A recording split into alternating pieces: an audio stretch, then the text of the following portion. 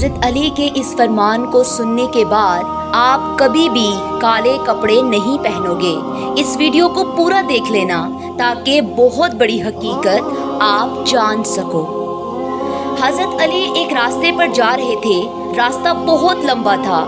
چلتے چلتے آپ بہت ہی زیادہ تھک گئے اور آپ ایک جگہ کے اوپر جا کر بیٹھ گئے۔ حضرت علی کے سامنے ایک شخص گزرا جس نے کالے کپڑے پہنے ہوئے تھے۔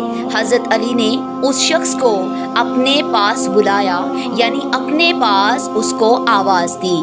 حضرت علی نے اس شخص سے کہا کہ جو تم نے یہ کالے کپڑے پہنے ہوئے ہیں، کیا تمہیں پتا ہے کہ ان کالے کپڑے پہننے سے کیا ہوتا ہے؟